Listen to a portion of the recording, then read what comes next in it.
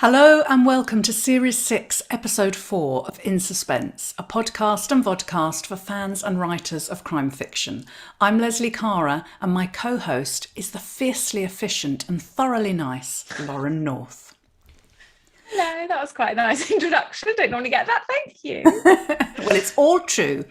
And in our last show, I wasn't here actually, Lauren and Nikki Smith were chatting to Amen Alonge about his fantastic debut, A Good Day to Die. And I think the topic was it carving out time to write? Yes, it was, yeah. That was a fascinating discussion. So if you haven't heard that yet, do tune in. And also more recently than that, I think we've had the latest in our minisodes, haven't we, with Phoebe Morgan. And she was talking to us last week about the saggy middle. So again, great episodes there, or minisodes rather, with Phoebe that we've really enjoyed doing, haven't we, Lauren?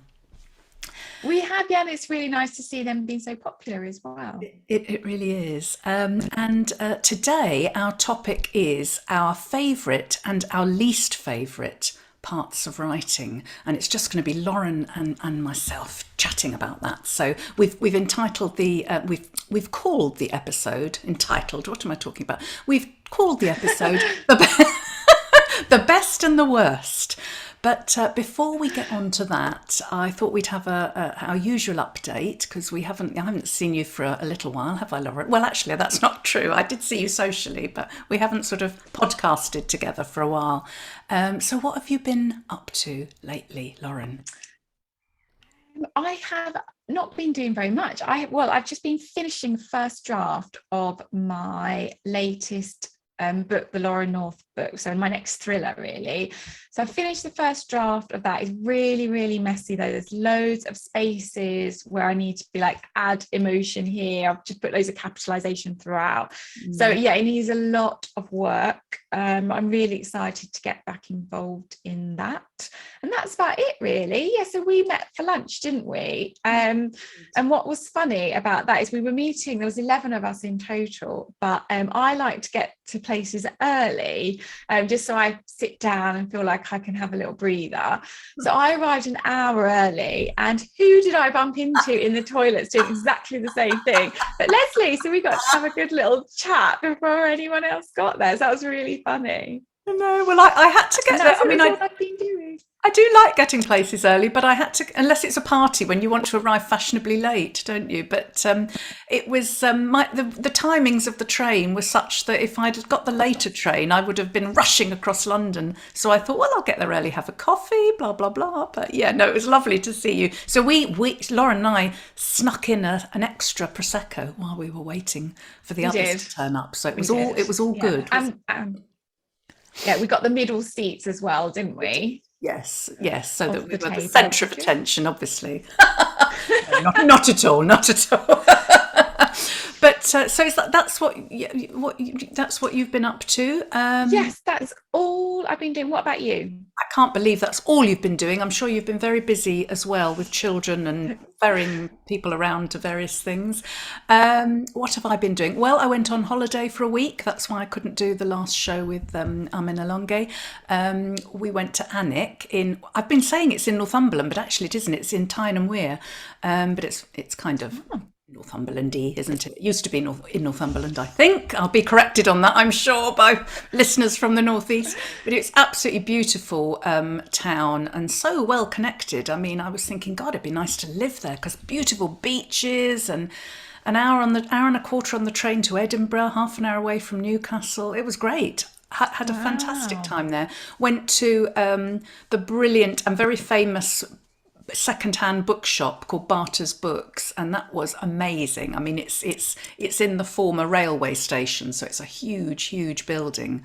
And of course, bought lots of books, as you do, and just spent a very happy, practically half a day wandering around there. You could spend a weekend in there easily.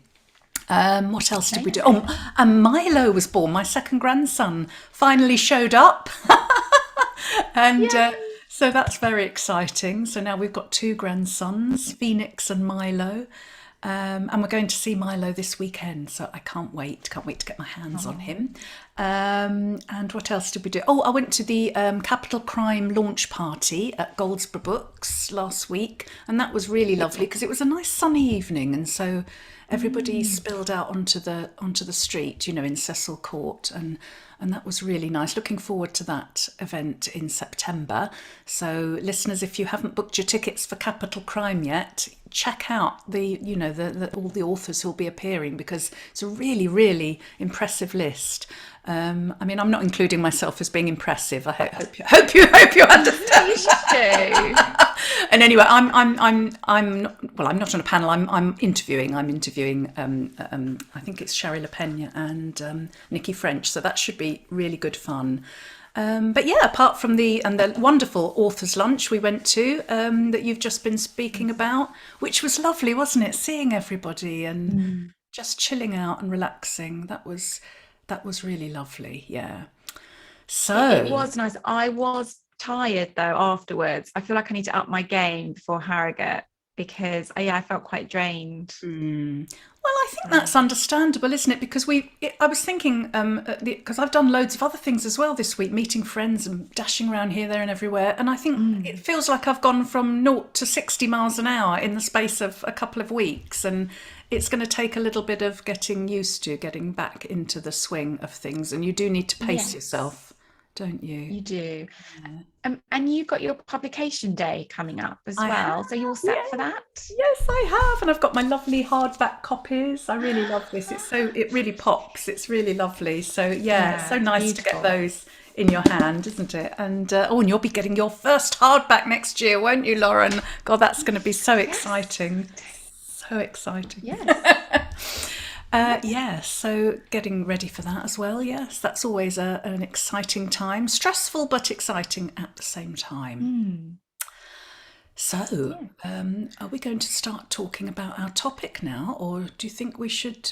Yes. Yeah, we should. Yeah, let's go on with it. So yeah, the best and the worst. So I don't know, shall we do the old shit sandwich? Since we always get those, don't we, from the structural edits, from any editor will always give us, we loved it, this is what needs to change, but we loved it. So should we try and do that without how we feel about writing and everything? That's a really good idea.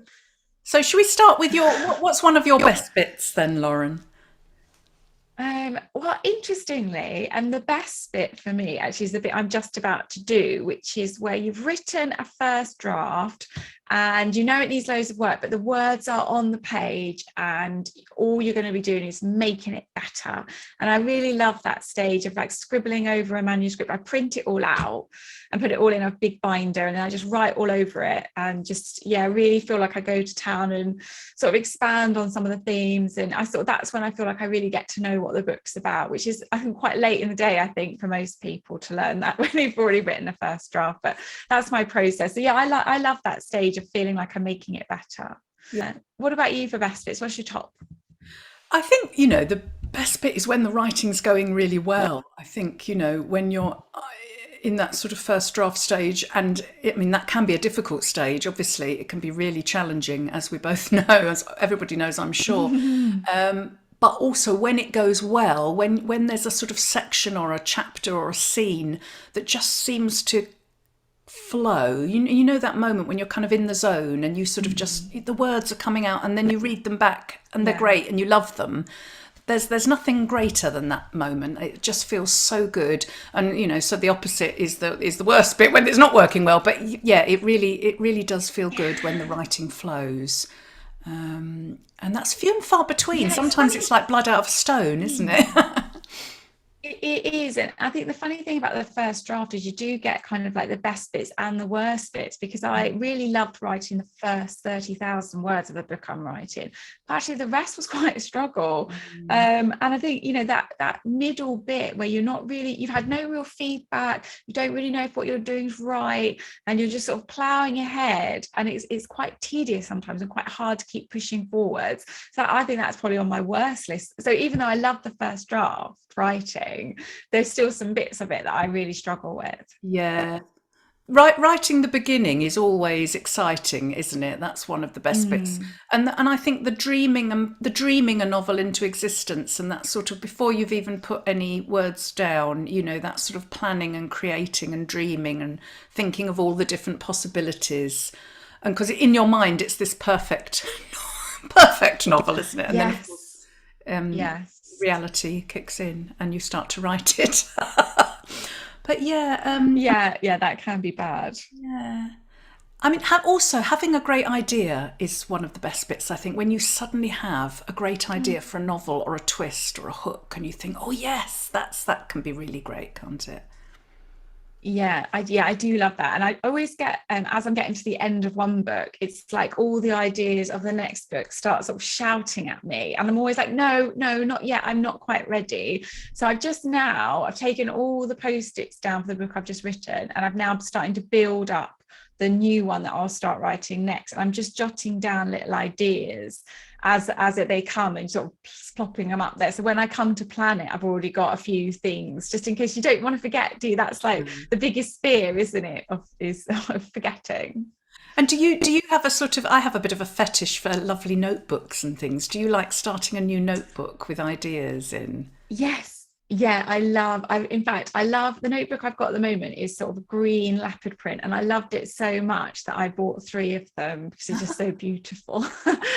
So yes, definitely. Although my agent at our meeting last month had one of the remarkable notebooks. Is it what you mean, a digital notebook? Yeah, a digital Oh, notebook. yeah. Yeah, it was so impressive. No, well, I don't know. She was talking through it. She was like, "Oh, look, and then you do this, and look, and then here's everything from here." And I just email it to myself, and there's this. So yeah, it looked quite exciting. I mean, yeah, it's quite a lot of money. So I don't know. It's But just like a new toy, but I don't know if I'd yeah. use it. That does sound good, although isn't there something really satisfying about a pen Mm, on paper? I don't know. I'm old fashioned. I'm a yeah, bit analog in that I respect. know. I think I am as well. But it was really interesting. I think for her, having what the amount of notes she has to make at different meetings, Yeah. it's really good. But yeah, for us probably isn't worth it from a 3.99 notebook. 300 quid. So what are the other best bits? Yeah, the obvious one is obviously getting the agent and the getting your first deal. That's obviously one of the top things that you've written that down on your list, haven't you? Yeah, I think that is. I mean, that's particularly if you've been wanting that for a long while, and then when you get it, it's very, very Mm, sweet, isn't it? Um, Definitely, that is a highlight. And often, that's been your main goal, hasn't it, for so long to get an agent and get a mm. deal, that you see that as the end point, whereas actually then you realise it's only the beginning. But yeah, that's a really good milestone, isn't it, to reach? So very quickly it then becomes, as you say, oh, well, no, what's the next deal and what's the next book? I don't feel like I remember enjoying that time and savoring that moment of getting the agent and the book deal. I just remember being like, well, what's next? And what's next? So I don't really feel like I spent enough time basking in the glory. And now I've missed the chance. I think I did bask for a little bit at first because I had wanted it Yeah. for so long, and I do remember enjoying that very much, and celebrating probably rather too much as well. But yeah, it was exciting.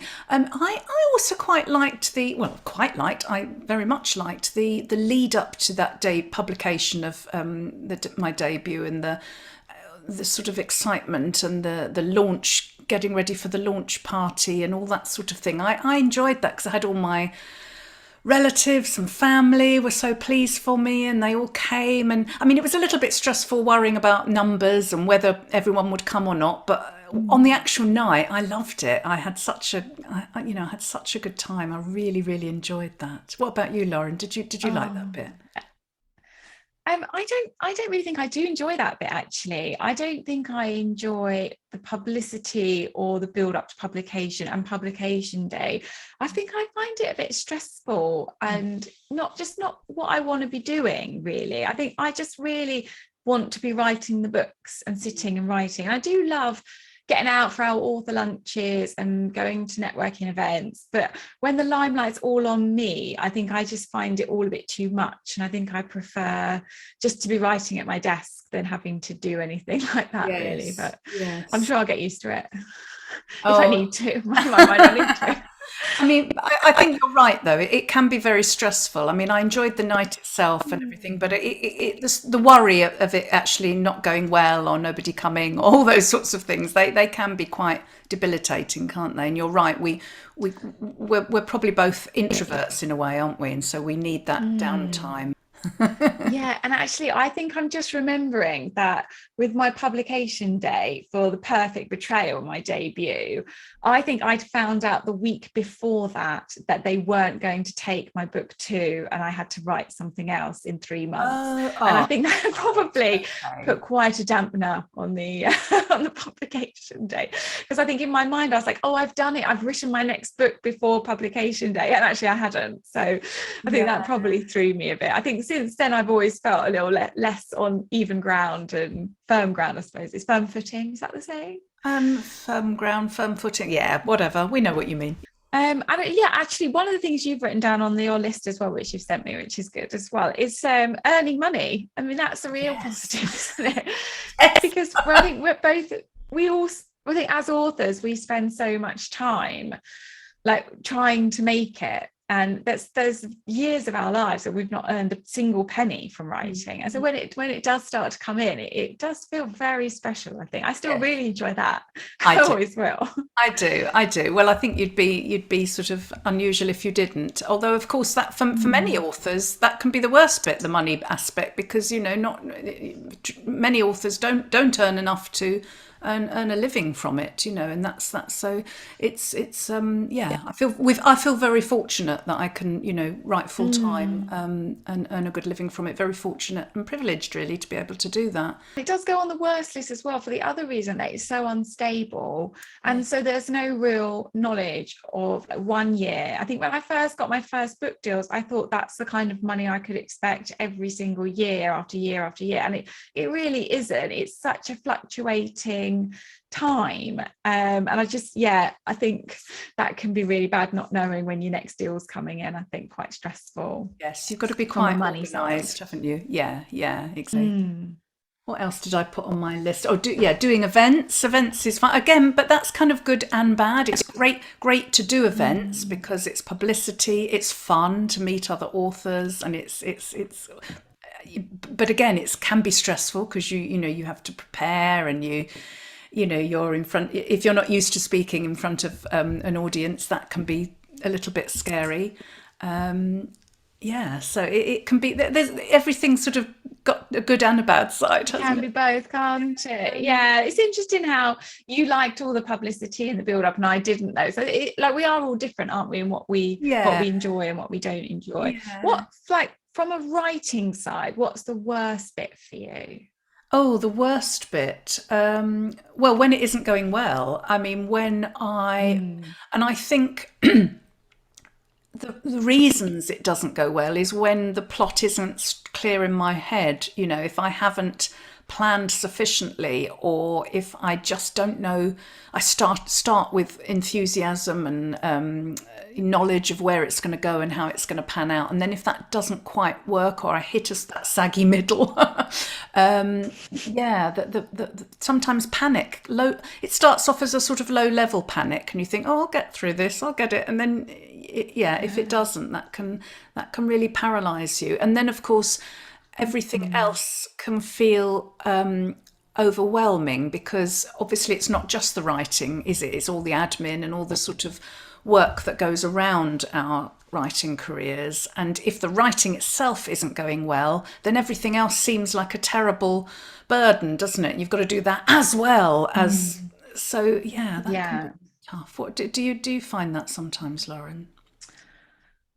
Yeah, I think for me, the worst bit of the writing is I don't know, it's hard, isn't it? Yeah, I think it's when it's not going well. I think I really I've said a few times I've struggled with the book I'm writing. I think some books I write and they just seem to flow the whole way through, and other books it feels like I'm really clawing the words out of me. And certainly with the last one I've written now, it was the latter of that it was quite tough. But I think I just try and have absolute faith that I've done it enough times now that I know it's going to come together. And I had to get to the end of the first draft in order to know exactly what I need to change. Like I was already getting close and knew I needed to put a whole new thread in, but I wanted to get to the end before I did that, really, because I think if you start trying to go back and forth, you might never finish it. So yeah, it's hard, isn't it? But I think you do just have to push through as best you can, and then figure out what's not working. But there's nothing worse than that feeling of sort of mental exhaustion, isn't it? Well, it's mental and physical exhaustion, because although, you're sitting down at your desk all day, it's tiring because you're in one position, you get backache, you get neck ache, if it's not going well, then that can really affect your physical posture and your mental health as well. So I think we have to be very kind to ourselves, don't we? And that's why this author well-being is so important, and take lots of breaks and keep exercising, because that can really help with clearing your mind as well, can't it? Going for a run as you do, or going for a long walk, or swimming or something. I think those things can really help with that mental. Yeah, I think you're absolutely, you're right. And I think where I struggle sometimes is that I try and treat it as like a 9 till 5. So Monday to Friday, I'm going to be at work and I'm going to be writing. But as you say, it doesn't actually work quite like that. It is a creative process. And I think there has to be a bit of balance, doesn't there, between making a commitment to write, but also recognizing when you need to take a break from a mental exhaustion point of view. Yes, I think that's right. And we often feel that we're under pressure, but the pressure's coming from ourselves, isn't it? We're putting that pressure on us. Although we're working to deadlines and things, it's not like the publisher's sort of, standing there with a whip in there. We're imposing those sort of pressures on ourselves often, aren't we? Well, I do anyway. Yeah. What other worst bits are there then? So definitely for me, publicity's up there, and anything that takes me away from writing. Yeah, I mean, I do agree with that. I do agree with that, Lauren. I think too much publicity, too much. If you're doing too many events and too many things, that can be too tiring. I just think we need to enjoy it when it does happen, because that's the kind of the frilly bit, isn't it? That's the frilly bit. Yeah, I think I need to find a way to enjoy it more. Definitely. Yes. I mean, I think getting all these proofs is a brilliant thing that we get sent. We get sent loads of books, don't we? And I think that's on my good and my bad, because it's such a privilege to be sent so many wonderful early, advanced reader copies, and we're so lucky to be able to get all these books, and it's so brilliant to be able to read them all and keep abreast of what people are doing, and offer author blurbs, when you've really loved a book. But at the same time, you can't possibly read them all, and then you feel guilty. And we're also reading books to prepare for interviewing our guests as well, aren't we? So I sometimes feel really guilty for not being able to read every book I'm sent, and that makes me feel I know what you bad. mean. Yeah, I feel more guilty for the ones if they've asked me in advance and I've said yes, I'd love to read it, and then I don't get round to it. I feel bad for those ones. Whereas the ones I just get sent, which is lovely to receive a little bit of post, but if I didn't agree to it, then I just think, oh well, that's really nice of them. I'll see if I can, but yeah. it's hard. Oh, I've put down here I don't know about the strange questions or comments people or acquaintances ask or say to me. Really weird. People say the weirdest things, don't they? They do. I mean, as well as obviously assuming that you're a millionaire and that you can buy 3 yachts, but that's one thing. But the other one is something. What's it? Oh, look. Well, I went into that bookshop and yours wasn't there.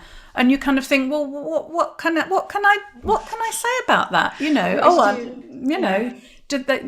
Then you kind of think, oh well, yeah, I don't know. What do they expect? So I just sort of say, oh, that's a shame, or maybe it was sold out. Says she, hopefully.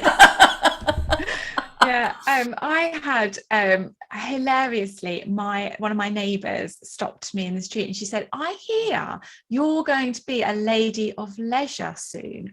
And I just laughed. I said, I don't know quite where you've got your information from, but you're wrong.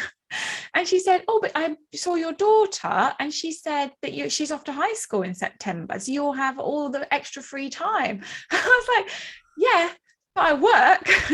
But she went, oh, are you still writing books? I went, yeah, that's what I do. I get that a lot. And also, anytime I meet someone on a dog walk, they sort of say, oh, are you writing another book? I was like, yes, I'm always writing another book. It's what I It's part of do. the process.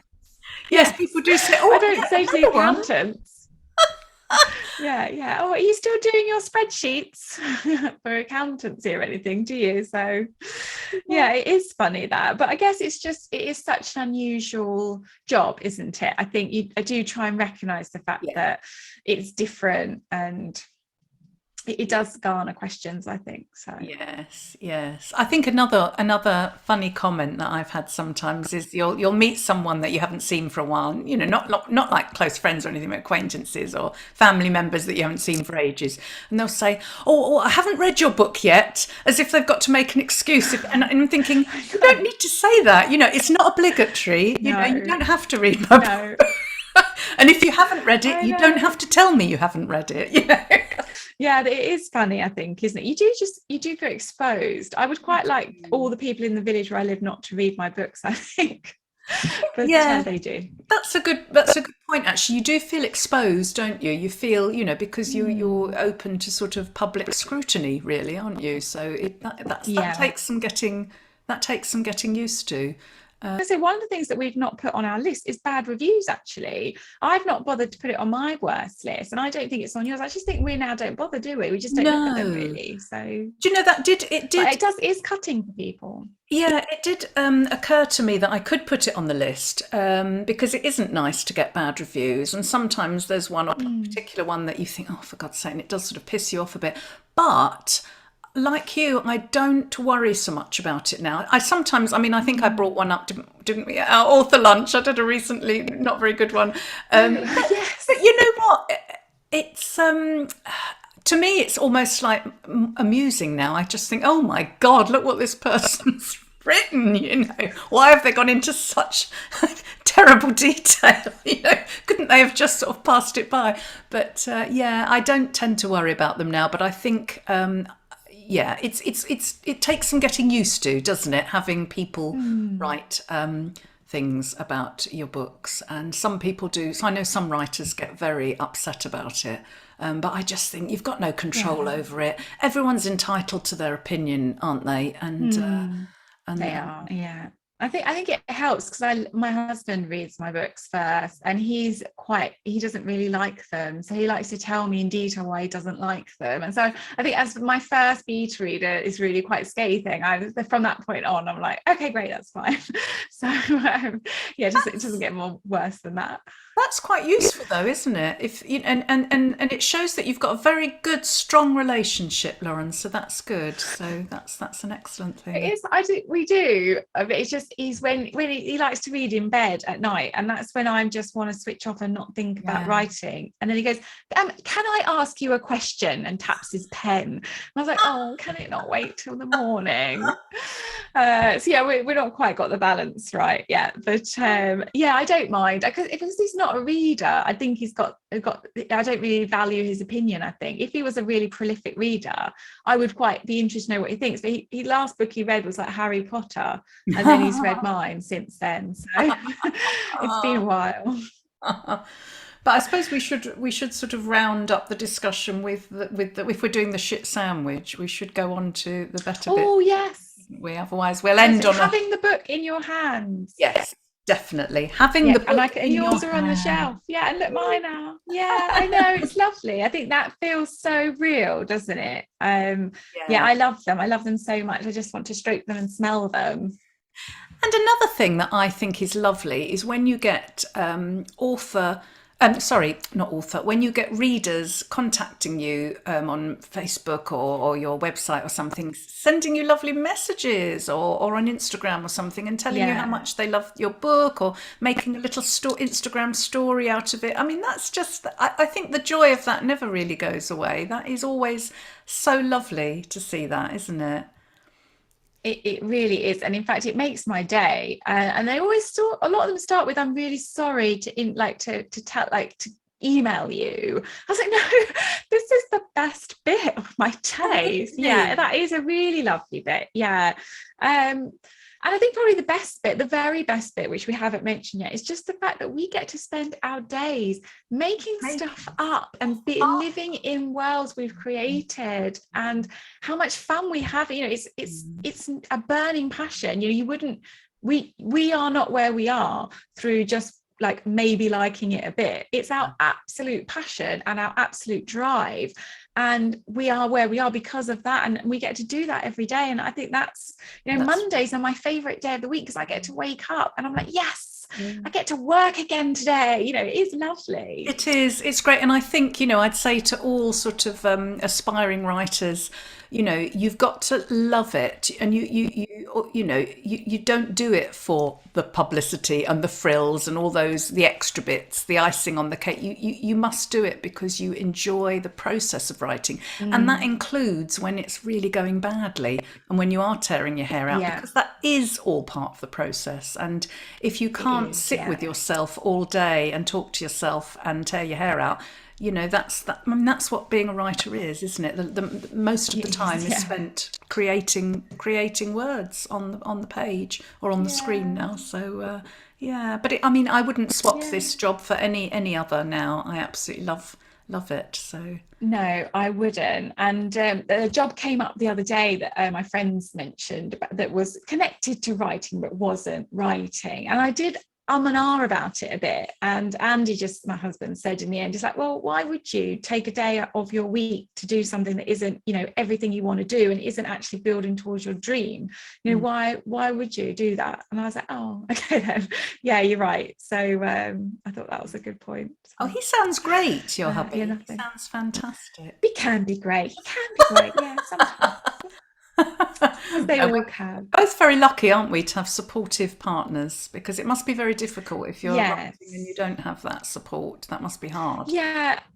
And what's quite nice for me now is my children are that bit older, that they're very supportive as well. And I talk to them a lot about what stage I'm at with my books. And they then ask me questions. And they're like, oh, how's that going with this? And it's quite sweet, actually. I find it quite nice. I went on a dog walk with Tommy, and we spent the whole walk talking about like the plot of one of my books. And he was quite good at like coming up with a few things. So yeah, it was nice. It was lovely. I had that support.